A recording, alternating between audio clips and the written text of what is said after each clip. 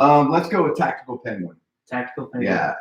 We're slowly changing our name from Kickback Coatings to Tactical Penguin. So a lot of people out there still know us as Kickback Coatings. Okay. But yeah, Tactical Penguin is what it's going to be. So you can wear these if you want. You don't have to, but you'll be able to hear a lot better.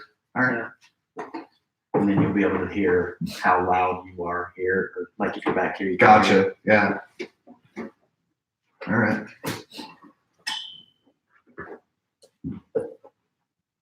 $31. Yes, absolutely. Absolutely. Is that episode number? Yeah.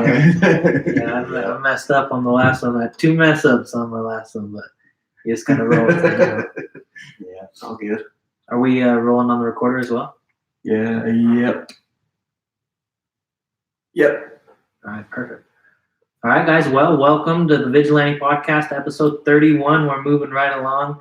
Had to skip number 30. We got 2 number 29s, so hope everybody enjoyed that. Nothing wrong with it. You just got to roll with the punches. We're fortunate enough to have Sean Dixon with us here today.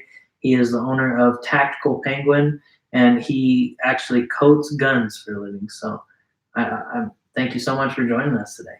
Thank you for having me. Hey, I'm honored. Hey, no, it's our pleasure. Our pleasure. We also have Trail Ninja Corey Vigil here today. Hey, guys. I'm not going to forget to introduce him anymore. Last time, forgot. I didn't even notice. Yeah, so we're just rolling. We just get better as we go. But Sean, tell me a little bit about your story first off. I mean, from what I've spoken to Corey about, it sounds like you have a great entrepreneurial story, and things are growing in the right direction for you now. They are, yeah. It really, honestly, it's kind of hard to know where to start with that entrepreneurial story. Yeah. I've kind of been an entrepreneur since very, very young in life. Really, since some of my first jobs ever. Really? I've worked for other companies and other enterprises before, but I've always kind of had my own side hustle, my own side thing going. My story pretty much starts with window cleaning. I'm actually a 3rd generation window cleaner. Okay. So nice. My grandfather started a window cleaning company. Okay. Taught my father how to do it. And then my father sold, well, he ran the window cleaning company up through college, and then sold the window cleaning company to my cousin after he graduated college, and then kind of moved on. We ended up in California. Right. I'm kind of making a long story short here. Yeah. Take all the time you need. But we ended up in California, and then my dad was a manufacturing engineer. Yeah. Ended up working in the Silicon Valley area, during the era of the silicon microchip boom. Yeah. Exactly. And there was a million startup companies out there trying to gain a footing and trying to make their millions in the industry. Right. And my dad kind of got a little caught up in that. And as an engineer, he, these companies would end up kind of going for a while and then going under. And so he would lose his job every once in a while. Oh, okay. And every time he lost his job, of course, he rolled back to window cleaning. And so I come from a family of 5 kids, 7 total. And he just had to put food on the table. Yeah. Right? And so one of the times that he lost his job, I was old enough, and so he took me with him. Gotcha. There we go. And so then I learned how to clean windows. Fast forward a little bit to 1996. I was a senior in high school. Okay. And I was driving by, we had moved just to Utah, and I was driving by a friend's house, and him and another friend were outside of their mom's house cleaning their windows for some extra money. Okay. Nice. And of course, I'm driving by and I was appalled at the way they were doing it. And so, I got out and I says, hey, let me show you something, and kind of showed them how to do it, and ran home, grabbed our window cleaning ladders, and, so they had kind of some of the right equipment and whatnot. and we started cleaning the windows, finished up the windows of his mom's house for him, and got him nice looking. And of course, my two friends, hey, let's start a window cleaning business. Just like that. You got all the stuff. Yeah, let's do it. Exactly. So, ironically, by the end of that summer, they were both gone. They had other things to do. Right. And I kept running the window cleaning company.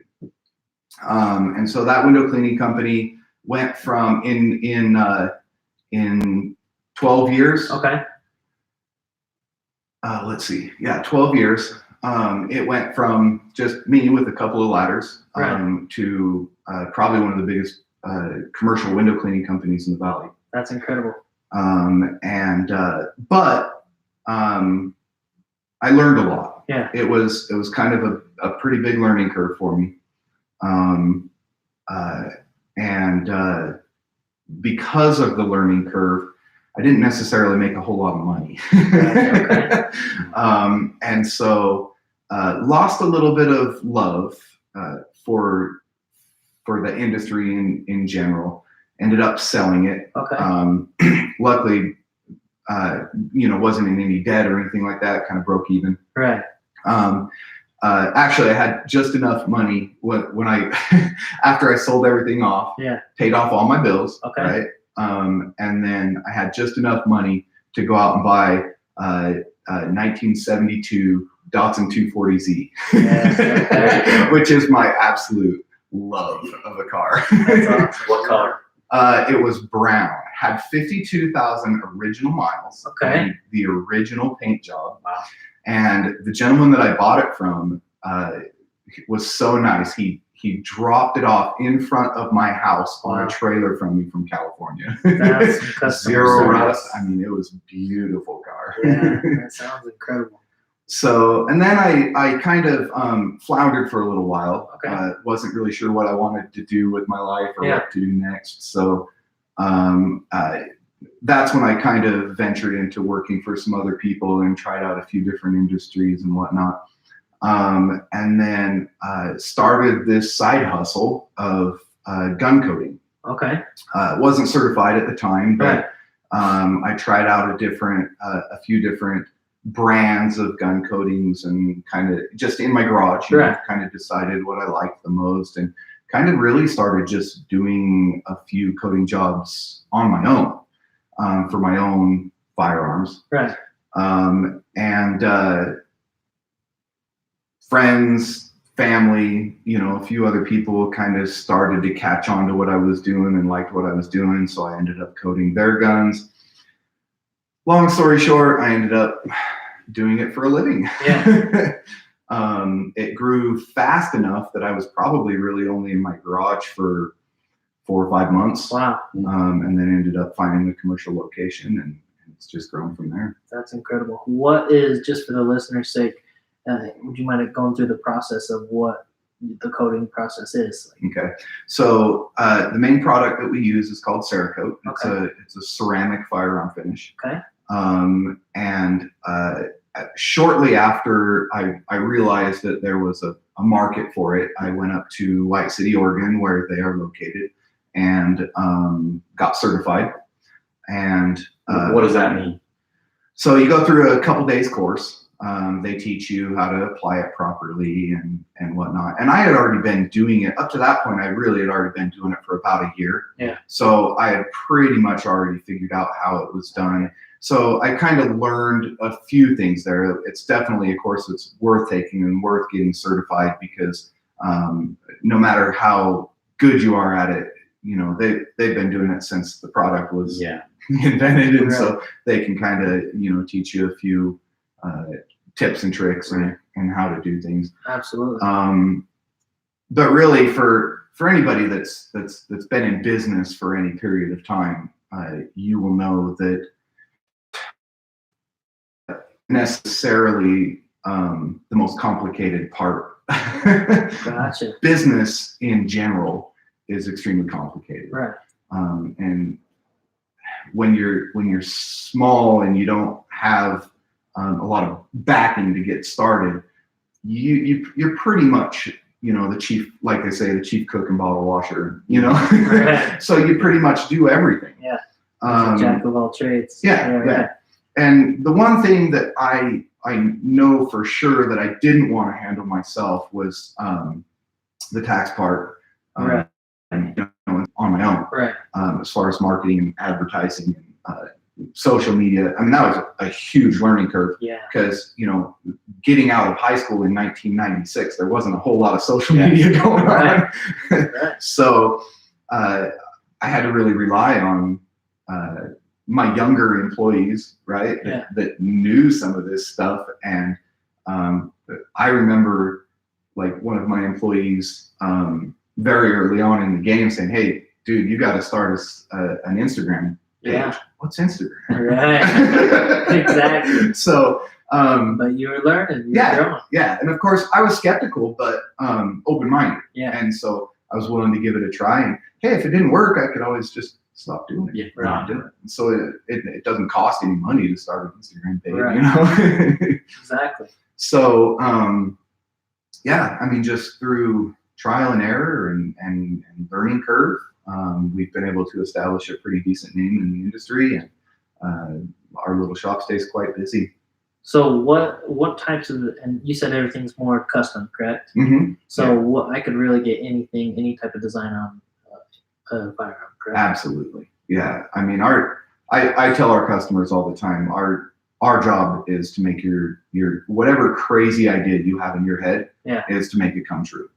And so we can do all sorts of themes. I mean, we can do movie themes. We can do game themes. Oh, wow. I mean, we've done all sorts of crazy themes before. Any camo that you can imagine. Pretty much anything. So, and how long you say you've been open for? 7 years? Going on 7 years. Going on 7 years. What is the process like to get the actual coat onto the gun? Like you said, it was called Cerakote, correct? Yeah. How does that look? Is it just, because I've seen videos, is it just where you dip it into the water, into the coat and pull it up, or like? So what you're seeing in those videos is called hydro dipping. Okay. And we do that as well. Oh, okay. In the shop. So those are our two main services: is Cerakote and hydro dipping. But no, Cerakote is applied with an HVLP spray gun. Okay.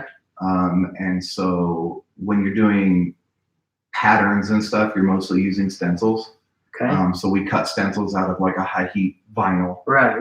And then you'll put on a base coat, you'll spray on a base coat, Wow. Do a flash cure, and then put on your stencils, and then you'll do just layer after layer like that.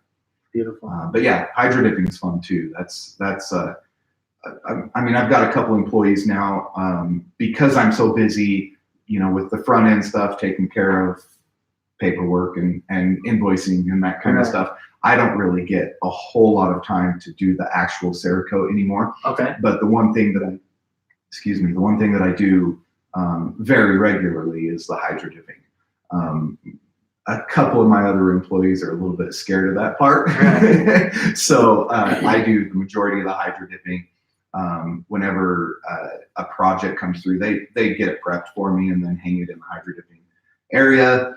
I'll go ahead and hydro dip it and finish it off. Gotcha. So how does it get under the water like that, and like how does it stay and apply to the actual okay, material? So it is really cool. It is amazing. The film, when you very first get it, it just comes as a dry pattern rolled onto a roll. It almost kind of looks like wrapping paper when you're wrapping something for Christmas, right?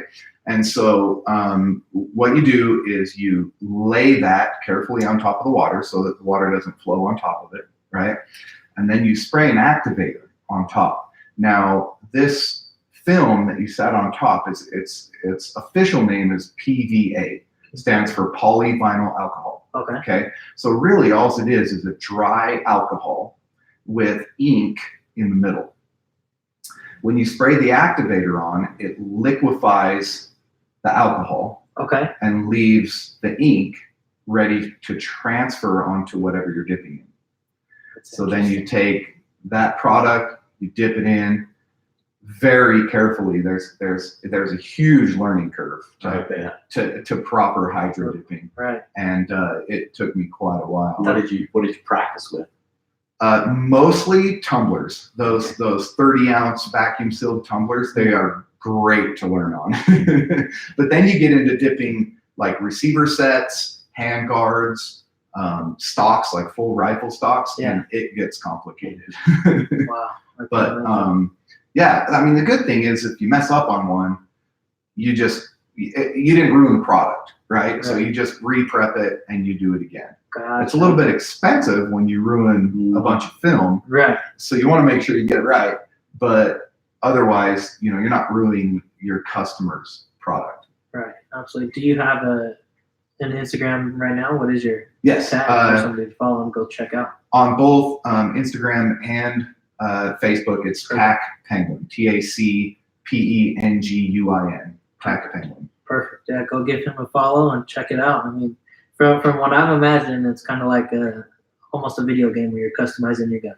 Absolutely. I mean, Call of Duty, you can put any type of skin on it, and it's getting to the point where everything is going to get customizable. Yep. And there's a lot of good money in customization. Mm-hmm. What would you say was like one of the biggest obstacles you've had to overcome in growing this business?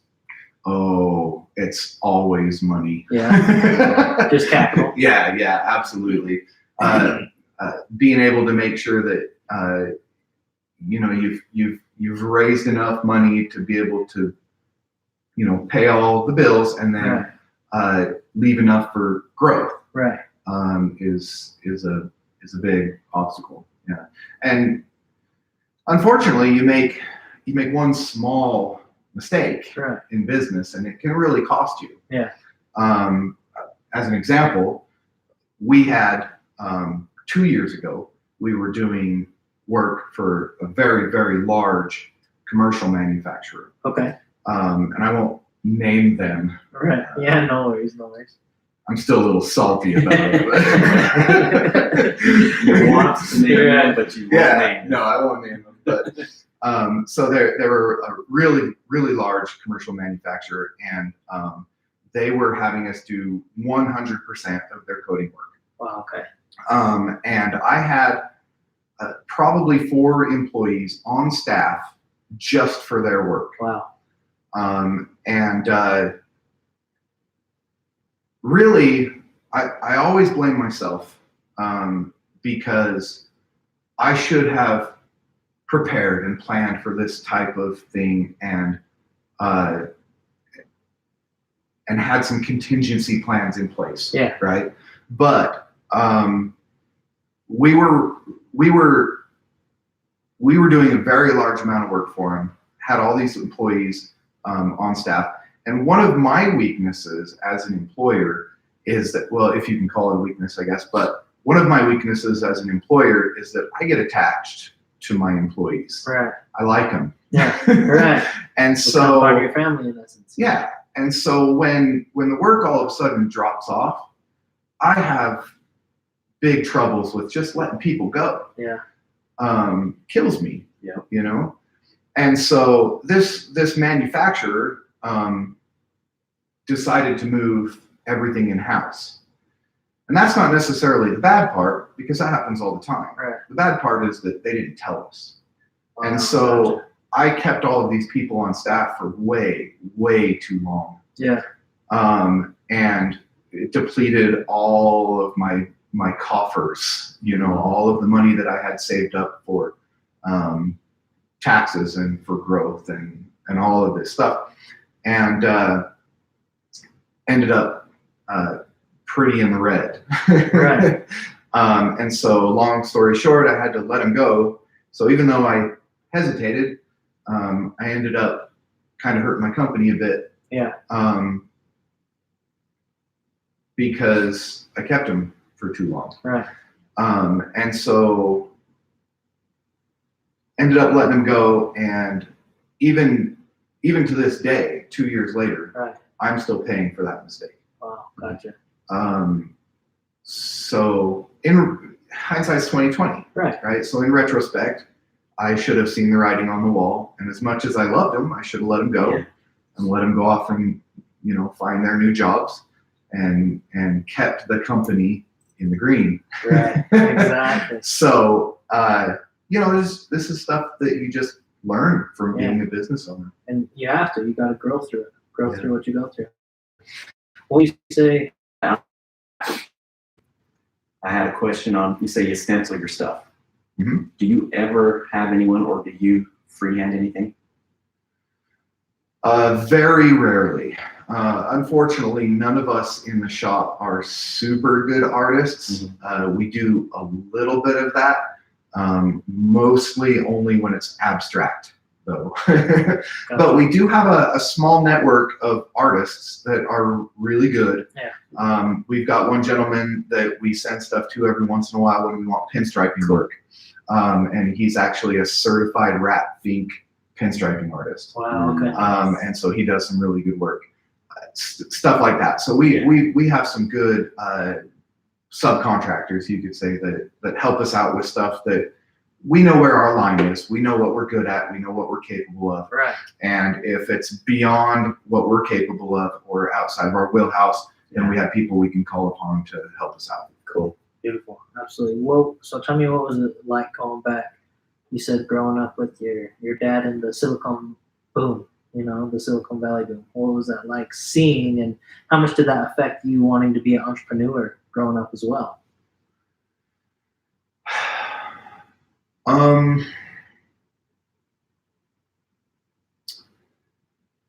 I don't know that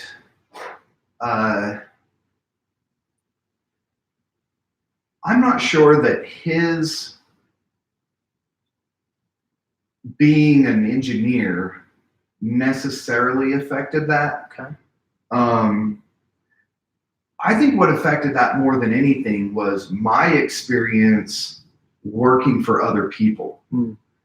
I think, unfortunately, most employers just don't put a lot of value in their employees. Yeah. And like I mentioned before, one of my weaknesses is putting probably a whole lot of value into my employees. And I don't know, I say weakness, but I really don't think that's a weakness. Right. It's one of the reasons that I do what I do. Right. To be able to connect with people and help them out and help them grow their families and help them accomplish their dreams is what really makes me happy. Right. Money is, I guess, a byproduct. Correct. Mm-hmm. If that's something that happens organically as a product of being able to help other people, then great. Right. If not, then I'll die a pauper. Yeah. It's just the way it is. And being able to help people also translates into the work that I do. Being able to see one of my customers walk in the front door and see their project hanging on the wall, and that look in their eye, it just solidifies everything. That's why you do it. Absolutely. It's funny you say that about employers not valuing their employees. I've worked at places, I may still work at a place, where all you hear is what you did wrong. You never hear, hey, thanks for doing this today. Mm-hmm. And it wears on people. Yeah. No, I mean, you guys you're hitting it on the head. I mean, I've been to just even grocery stores. You're walking past, an employee is just kind of looking sad. You're just looking like, hey, what's going on? You all right? Having a good day? It's just all right. Why just all right? Number one thing is they just don't feel appreciated. Yeah. And appreciation, just letting people know that they're valued. And they'll automatically do a huge. better job. Right. Yep. That's so huge. It's like, and everybody can go back to that feeling where somebody's called upon them and say, hey, like, you did an awesome job. And you want to continue doing what you're doing. Yeah. So it's not hard to do. It takes a little bit of effort, but Easiest thing to do is just say thanks. Right. That's it. All you need is a simple, hey, thanks. Yep. That's Right. it. Yeah, I'm also very careful not to take the credit for it, because like I mentioned, I hardly ever get a chance to do the actual coding. Right. And so a lot of times when a customer comes in and he's just completely blown away, I will have Casey come up to the front, Nice. introduce himself, and give him all of the Right. credit because he deserves it. Yeah. No, and that's what it's about. That's incredible. I don't remember who the person was that said the quote, but it said, it's crazy how much you can truly accomplish when you don't care who gets the credit for it. Absolutely. You know, as long as the end goal's in mind, it doesn't matter who gets the credit. You don't have to be the name of the show, and as long as you're getting the result you want. I just work there. Exactly. Yeah. Yep. It's the servant leadership. That's what wins in companies. You Yeah. know, if you're doing things the right way, it's going to grow. So, and you're going to retain that loyal relationship with your customers as well because of that introduction. Now it's a relationship. It's no longer just a buy and sell transaction like at a gas station. Yeah. It's, man, this person, they put their effort into their product. So Yeah, and that's actually one of the things that I decided very early on with Tactical Penguin is that we're a pretty small shop. Yeah. And 99% of the time when a customer walks in the door, we know them by name. beautiful. Unless they've only been in once or twice, or of course never before. Then the more they come in, the more we know them, the more we address them as friends. And I decided a long time ago to keep it that way. Yeah. And so in the future, we have plans for opening up other shops and other demographics. And my plan is to always keep them small. We could run another game plan and have everything shipped to one facility and have everything coded in one facility, and it would be more profitable. Right. But you lose that personal touch. Yeah. And so my plan is to always keep those shops small, so that when a customer walks in the door, we know them and we know what project they're there for. Right. Most of the time it's, oh, hey, hang on one sec, we'll go get it. And Yeah. they don't even have to say what they're doing there. Right. We just know. No, that's incredible. And I mean, it's coming back too. It's like that barbershop feel. It's coming back as well. Like from when I was younger, there wasn't a ton of barbershops, and now before my time, it was huge. Yep. You'd go to this barbershop, you'd talk. That's where you'd have your basically locker room talk. And then now it's coming back because people want that extra one-on-one service. Yeah. It takes a longer time, but it's just that high quality instead of quantity. Yep. And times are changing again, which is beautiful. Yep. Because more quality things are starting to enter the market. Do you think maybe it's the verbal communication that people crave too? Because we kind of got away from that with texting and all that stuff. You know what I mean? You know, that very well could be. I think so, just because of verbal communication, or just even like a pat on the back, just from somebody that you truly look up to, is, man, you're just on cloud nine. Yeah. Almost give you superpowers, for a little while. You Yeah. can just do anything. You're so proud of yourself, and you're just euphoric for a while. Well, and customers tend to be more loyal to those who are loyal to them. Exactly. And what better way to show your loyalty by when they walk in the door and you know them by name, Right. and you know the last story they told you about their family, or about my daughter just graduated, or whatever it happens to be, and you can follow up with that. You can ask questions about that. Right. Heck, some of them we even go out and go shooting with them sometimes on the weekends. Nice. I mean, you establish relationships with these people, and you're going to have a customer for life. Right. And then next thing you know, your network grew. Yeah. And you never know, like, you're just one person away from something incredible. Yep. So your network is your net worth. It's so important to just know different types of people on a good relationship basis. Yeah. What would you say would be like your biggest advice for somebody that is passionate about entrepreneurship, but they've never done it before? Do not wait until you think you know everything. Don't do it, or else you'll never get started. Yeah. You are going to have learning curves. You are going to win some. You're going to lose some. Just do it. Right. Just do it. You're not getting any younger. You're going to die someday. Yeah. Just do it. Yeah. It's just weird though. You never know when either, and it's just like you take every day for granted until something crazy happens. Yeah. then you take a step back and reflect. But it's weird. You said it before with like things like Amazon. Yeah. How did Amazon get so big? He just started. Right. Yeah. Figured it out as he went. Yeah. Mhm. Brick by brick, every single day. I figure it out every single day. Yeah. Every single day there is something. I mean, I'm 40 years old. Right. And I'm learning every single day. There's something new that gets thrown at me every single day. I love it. Do you have any morning rituals or Oh, daily rituals? Like what? yeah, absolutely. What does that look like? I don't generally show up to work until between 9 and 10. Okay. I'm up at 5:30 every morning. Okay. I start off my day with a meditation. All right. Um, Guided meditation or just a you personal thing? both, mostly guided. Okay. But yeah, I'll tell you what. Quick little backstory to that. Yeah. It's actually, I've only been meditating for probably a year and a half now. Okay. And a friend of mine suggested it to me, and I'm not kidding. When I looked him in the eye and I said, "You will never catch me meditating." No joke. Yeah. Why are you so against it? I had a completely different idea in my head of what meditating was. Gotcha. That's it. Yeah. I thought that it was supposed to be something religious. Yes. Right. And I'm not necessarily a religious person. And so, Because that's what I would think too. That's what I've always thought about meditation was some ritual. yeah. Gotcha. Right. No, it is more, for me at least, of course, for some people it can be Right, ritual, and yeah. for some people it can be very spiritual and religious. But just the word itself, meditation, doesn't imply religious ritual. Yeah, absolutely. For me, it is a brain training. Yes. I'm training myself to slow down. Yeah.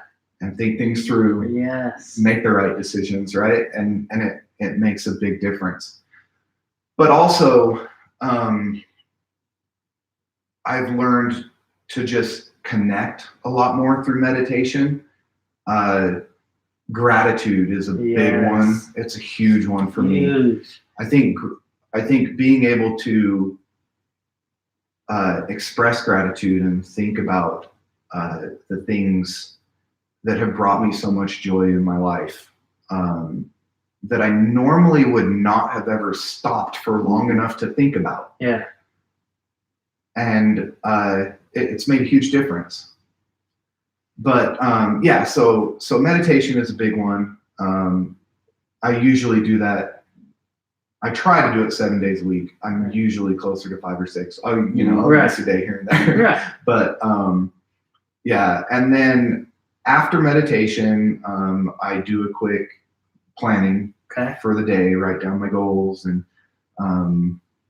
I usually do a quick, because gratitude isn't necessarily something that I will practice during a meditation. Right. And so I'll sit and write down a quick gratitude list as part of that planning. And then I exercise Okay. Gotcha. every day. Yeah. Mm-hmm. I rarely take a day off of exercise unless I'm feeling burnt out. Right. I listen to my body. Yeah. I don't say, okay, I'm going to work out Monday through Friday. I'm going to take Saturday off and then do a stretching or light day on Sunday. I don't do that. I just work out every day. And then actually, ironically, it was just this morning. Yeah. I just felt sore. Yeah. And like I needed a day off. And so I took a day off. Yeah. No, that's important.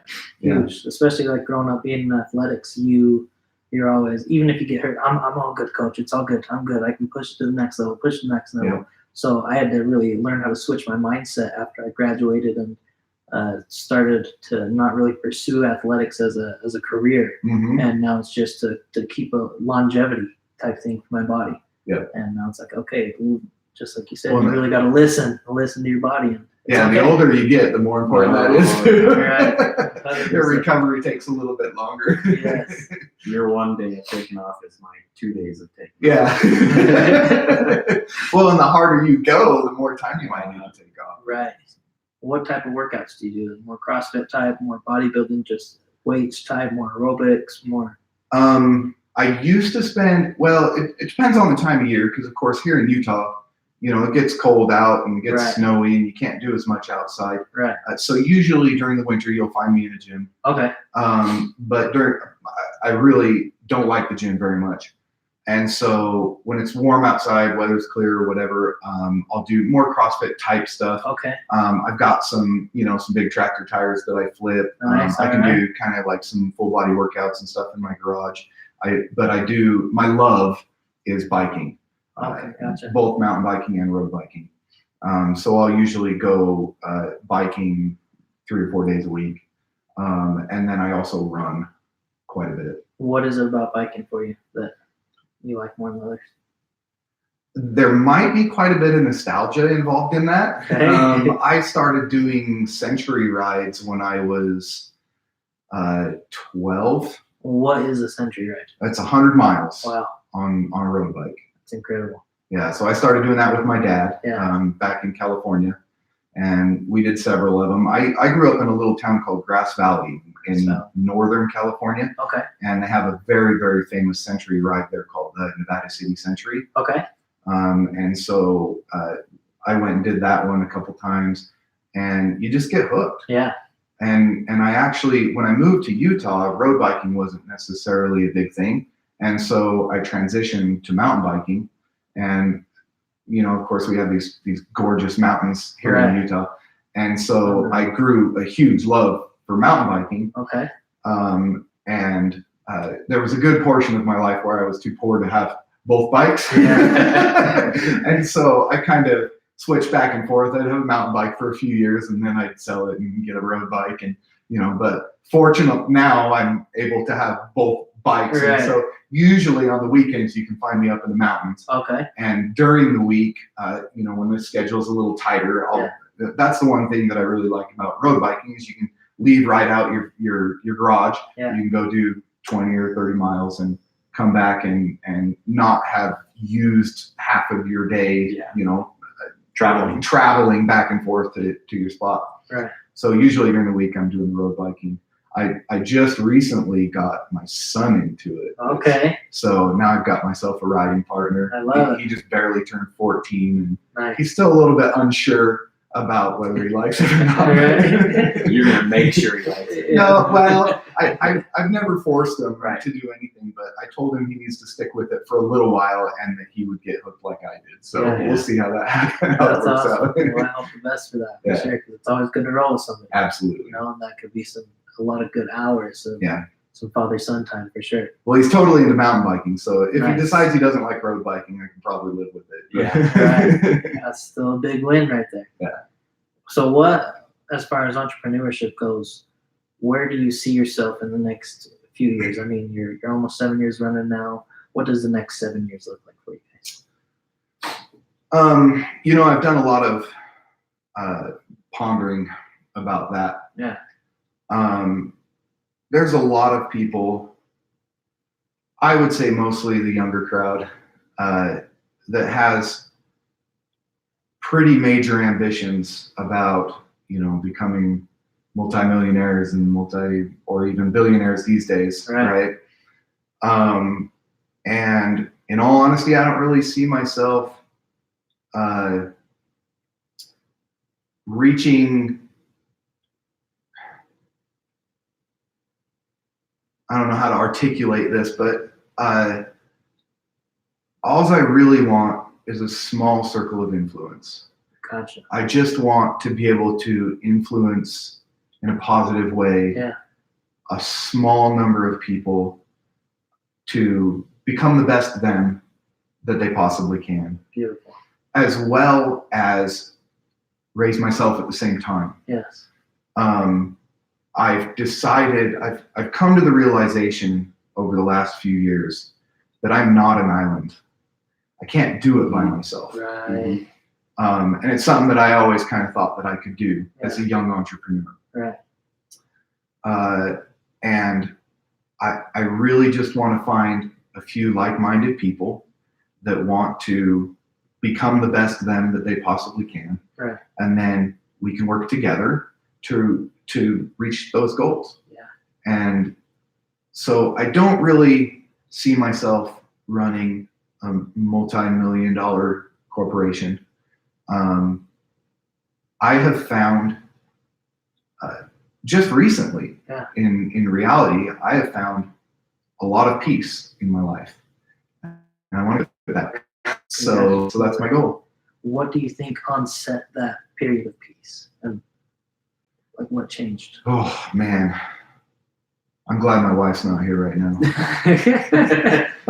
Is she gonna listen to this? Yeah, she will. But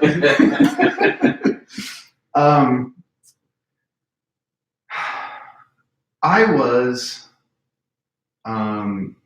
very, very a very difficult person. Yeah.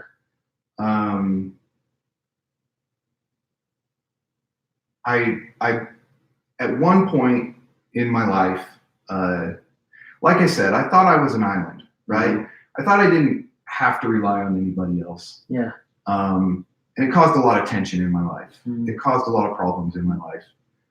And it took a divorce for me to realize, I mean, you know, it's a brick to the side of the head. Right. Me and her were married for 12 years. Wow. And 15 years. Oh my gosh. Don't kill me. We can edit that. That's terrible. And we were married for 15 years. Okay. And she's the love of my life. Yeah. She's an absolute sweetheart. And she held on to me as long as she possibly could. Yeah. And thank God that she had the strength to let me go. Huh. Because I wouldn't be the man I am today if she hadn't. Yeah. She divorced me, and it was the brick to the side of the head that I needed to realize how difficult I was. Yeah. And the changes that I made in reality were not that extreme. Right. Mhm. They weren't that big, but they made all the difference in the world. The little changes made the extreme results. Absolutely. Wow. And if you caught the time frame, that's about the time that I started to meditate. And that was a big part of it. Yeah. I slowed down. I slowed down enough to realize the mistakes that I was making. I slowed down enough to realize how important my family was to me. Yeah. And I slowed down enough to realize what I really wanted in life and not what I thought I wanted in life. Right. And it just made a huge difference. And so luckily, I was able to convince her to give me a second chance. Okay. And we dated for a while. Yeah. And then actually just a month ago, we remarried. Congratulations. And I've never been more happy. That's incredible. If she were here, I'm sure she would say the same thing. I'm a completely different person. Yeah. But like I said, it was small changes. Right. I'm still me. I'm Mhm. still the same me, but The better you. a better me. No, that's absolutely fantastic. That's so cool. No, yeah, that really is. That's unreal. What would you say was something that like you truly had to grow within yourself, because everybody's fighting their own little battle? Yeah. What really helped you say, obviously a big change, a traumatic event with the brick to the side of the head, like you say, but what helped you adapt and change, saying, okay, like this is it, or this is what I'm going to do different to start that change that you were looking for? I think one of the biggest things that I realized during that time frame was that life requires effort.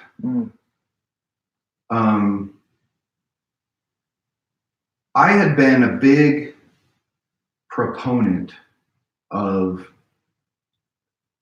self-improvement type education Yeah. and business type education. So I read a lot of books, a lot of self-improvement books, a lot of business books, And I've done that ever since I was 16 years old. Do you have a favorite book? Oh man, How to Win Friends and Influence People Dale is Carnegie? a huge one. Yeah. Fantastic one. I love it. Yeah. Good choice. Good choice. Oh man, you put me on the spot. Hey, but, no worries. It'll come to you as we go. have you read Man's Search for Meaning? Yes. Victor Frankl? Oh, Beautiful book. dude, that Beautiful book. almost brought me to tears like throughout multiple times throughout the book. It's like that was a tough read, but Yeah. you got to read it. Absolutely. And then one that I read, very, very small, quick read, but one that I read on a regular basis is Man's Search for Meaning. Okay. Great book. Wonderful. Man's Search for Meaning, Yes. by Viktor Frankl, the one you just said, or As Man Thinketh. No, I'm sorry. Yeah, my bad. Yes, As a Man Thinketh. Little guy. I love it. No, that one's unreal. Yeah. Because you can knock it out quick, like on audio. Oh, yeah, it's a day read. Yeah, on audio you can get it like an hour. Yeah. So just throw it on, go on a walk, and it's fantastic. That one's gold mine. Absolutely.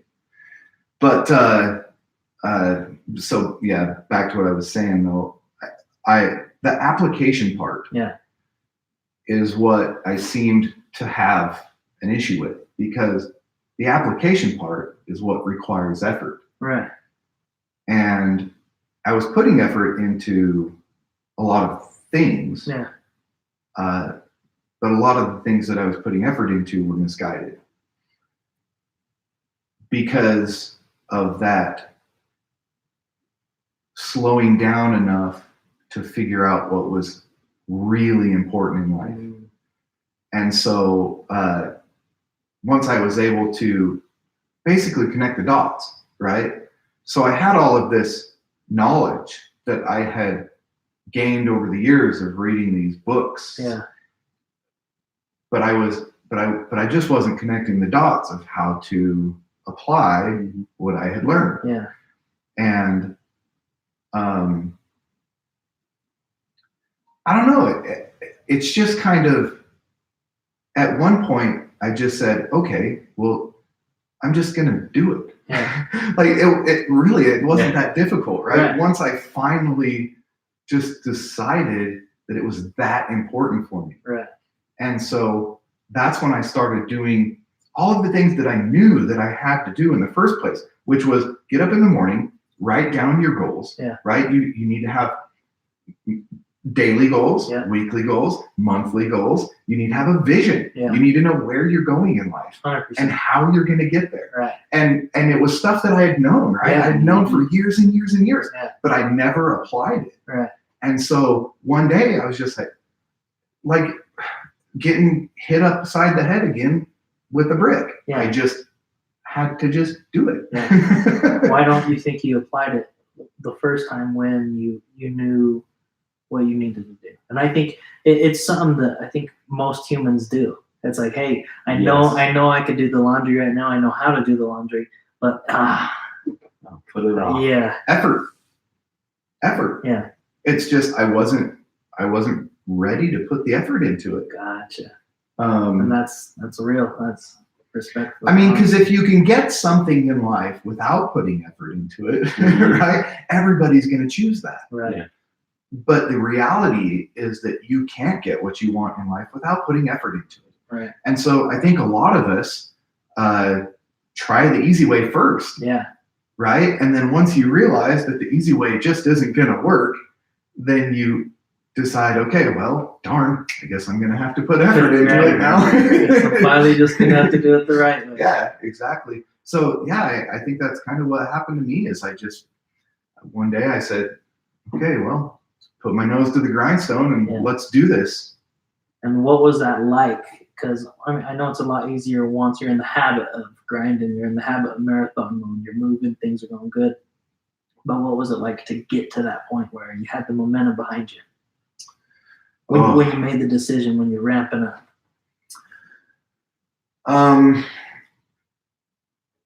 That's kind of a hard one because I still feel like I'm ramping up. Okay, gotcha. And I don't know, of course, until you get there, I don't know when If you'll ever get there. Right. Yeah, when you don't feel like, as a matter of fact, is it okay to throw out names here? Yeah. I was actually listening to Andy Frisella this morning. Okay. And he said something really interesting in that he's still learning a lot of things about himself, Yeah. right, and about how he wants to be and the way he wants to operate in his life, and what I'm going through in life, and of course what he's going through in life, and he's just figuring out who he wants to be in his area, Yeah. right? And I'm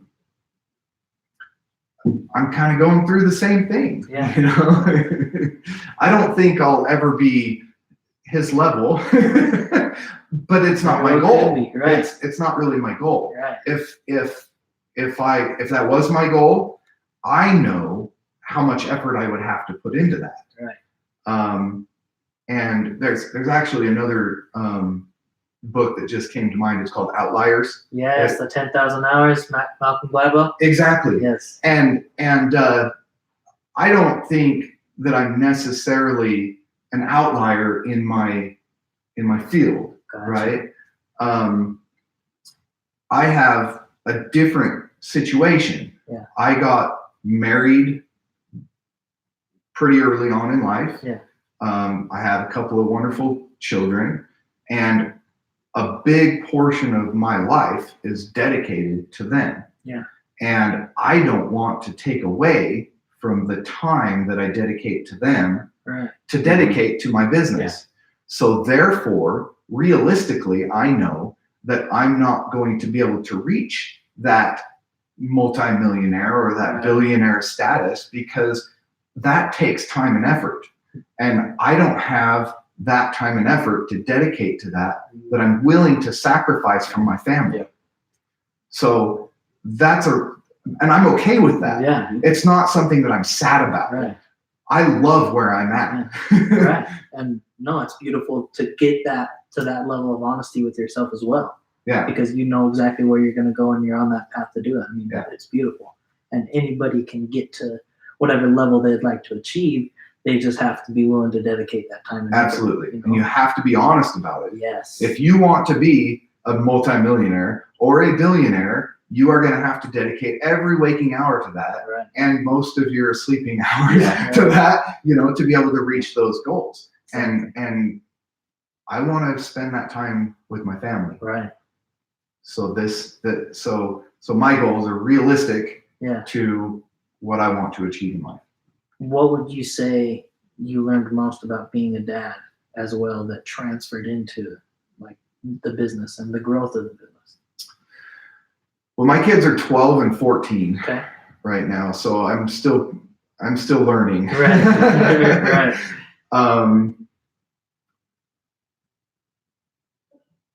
My employees are like my family. Yeah.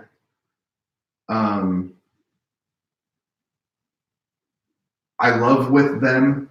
I hurt with them. I feel for them when things are going good in their lives. I'm happy for them. When things are going bad in their lives, I'm sad for them. And that's not any different than a child. Right. You hope the best for your children. You do everything you possibly can to help lead them in the right direction as best as you know. I mean, there's no manual. Right. Yeah, there's no manual, and I'm just me, and I don't know if I'm even doing it right. But yeah. And so I love to sit with my employees and have deep and meaningful philosophical types of discussions as much as we can. I mean, work's still got to get done, but we have some great conversations there at the shop about life. Yeah. And about where everybody's headed. And so I think that translates really well to family. Yeah. I hope the same for my children, and I hope that I can help guide them as much as possible down the right path, as much as they'll listen to me. Yeah. And I'm not naive enough to think that I know everything. Mhm. Matter of fact, my 14-year-old boy is teaching me stuff Right. about pop culture Yeah. that I would never know. And so being able to listen to him and translate that into business and be able to attract the next generation Right. to being a part of what we do Yes. is a pretty big thing. Right. No, and I think that's so important to be able to start foreshadowing and seeing like where is the next generation Yeah. headed? What are the kids of the country doing right now, and how come? Because it's going to translate into the next era. Yeah. Beautiful. Yep. At 14 years old, in a couple of years, they're going to be the ones spending the money. Right. Yes. Exactly. And it gets wild. It's interesting to see how the demographics are changing, as Mhm. times have gone by and continue to go by. Yep. And it's going by faster. Well, and business has changed Yes. completely Oh, yeah. with the advent of social media and the internet, Yeah. right? I mean, you're competing nationally now instead of just Yeah. locally, Right. and you got to be really on your game. Right. I learned very quickly the importance of customer service, warranties, Yeah. things like that. Being constantly available in one way or another to answer questions, mostly on social media and that kind of stuff. The expectation is a lot different now than it was 20 years ago. Right. Mhm. And so, you learn and you adapt and grow. Absolutely. How long do you want? I mean, do you want to be able to have a business to pass down to your kids, or do you want to get to the point where maybe a few decades down the line you're ready to say, all right, maybe it goes onto somebody else's hands, or what? That'll kind of depend a little bit on my kids. Gotcha. If that's something that they would like to take on, I'd be open to the idea. Yeah. I've already decided that it's something that I want to do until I retire. Yep. I don't want to do anything else. Right. I love it. I was telling my wife just the other day that I'd rather jump off a gigantic bridge than work for someone else ever again. Right. So yeah, I really enjoy what I do. Yeah. It brings me a lot of joy. And so I plan on doing it until I retire. And if my kids are not interested, then at that point it'll probably get sold off. I would like to absolutely keep it marketable, Right. so that it's something that would be attractive to someone else to take over. I would hate to see it just go away. Right. And because I put my blood, sweat, and tears and life into it. Right. It would be really, really cool to be able to pass that on to someone else. So we'll see. Yeah. No, absolutely. Well, I mean, do we have anything? Do you have any more gold nuggets? I mean, especially for young entrepreneurs, maybe that are just really just trying to figure stuff out. We're going through the process right now of getting this business figured out, and there's a lot. I mean, there's a lot that you just don't know going into things. So yeah, I've actually been talking to. But once again, same thing I said before. He started out as a customer. Yeah. Ended up becoming a really good friend. And I'm kind of coaching him a little bit through the beginnings of him starting a business. Yeah. And once again, I'm always worried that it's the blind leading the blind. Right. and so I do my best to not suggest to him that it's the only way. Yeah. It's just I just kind of try to suggest that hey, this is the way that I do it, Yeah. or this is the way that I would do it if I was in this position. But I counseled him. He's kind of starting out the same way that I started out, where he doesn't have a lot of capital. Yeah. He doesn't really even have a proof of concept yet. Yeah. And so my counsel to him was to start small and just create proof of concept before he dives all in. Right? Because if he puts a product out there on the market and it turns out there's no demand for it, then there's no loss. Right. Right? But if he puts a product out there on the market and then finds out that, which I think he will. Yeah. But if he puts a product out there on the market and then finds out that there's a demand for it, people like it, and he gets a bit of a following, kind of like I did with my Cerakote business in the beginning, where I was able to just start in my garage. Yeah. I literally started my business with a $200 bonus that I got for. I started the entire business with $200. Yes. So he can do the same thing, and his biggest loss will be $200 if it doesn't work. Right. Right. And so he can start his business. He can get an online presence. He can start some word of mouth, and he can grow it a little bit, start creating some revenue, and then move on from there and grow from there. And he can literally do his entire business with cash. Right. And not have to be under the nail of someone that has given him a financial loan. Yeah. Right. And so, there's a million ways to do it. Sometimes a little bit of business debt isn't necessarily a bad thing, as long as you're staying in the green. Above the line. Yeah. And so, but for him, just starting out, debt is probably not a good idea. Right. And so that was my counsel to him, and that would probably be my counsel to most people who are looking to start a small business. Right. Sometimes you're developing a product that's going to cost millions of dollars, and you might have to go get a loan.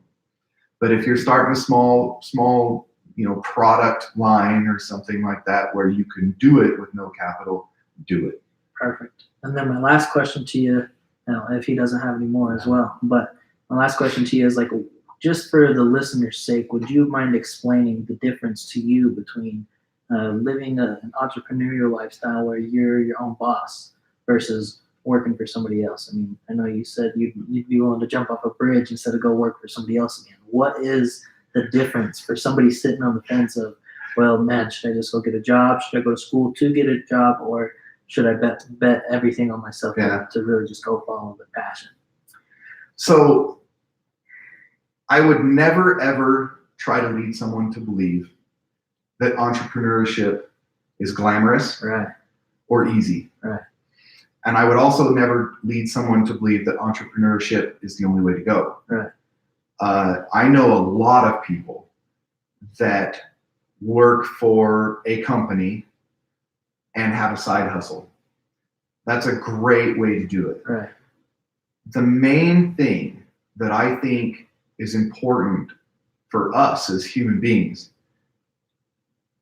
is to find out what we're passionate about and what we love in life. Yeah. Life is too short. Right. So if you need to go to your job, to your daily grind that you maybe don't necessarily like, but then you can find your joy and your passion in the evening with your side hustle, right? Then do that. It's okay. But if your passion and your joy requires you to not be under the guidance or supervision of an employer, then do that. Right. So I know I don't have a definitive answer here, Right. because everybody's different. 100%. Everybody has their thing. And so this is just what happened to work for me. It drives my wife nuts because I come home stressed. Yeah. Sometimes, and especially around payday. Business is not easy. Right. But it's my passion. So it's what I'll do until I die. Oh, I love that. Absolutely love that. Well, with that being said, do you have any more things? No, that's a great story. All right. I love it. Well, thank you guys for having me. Yeah. Thank you so much for joining us again. And then would you mind, before we wrap things up, just shouting out your Instagram one more time? Okay, on both Instagram and Facebook, it's Tack Penguin. So Instagram, it's @TackPenguin, and of course Facebook, it's /TackPenguin. Perfect. Thank you. Well, that said, everybody, thanks for joining us. We appreciate all the support and all the love. And as always, guys, coming to you raw. Thank you. That real quick. That was really, really good.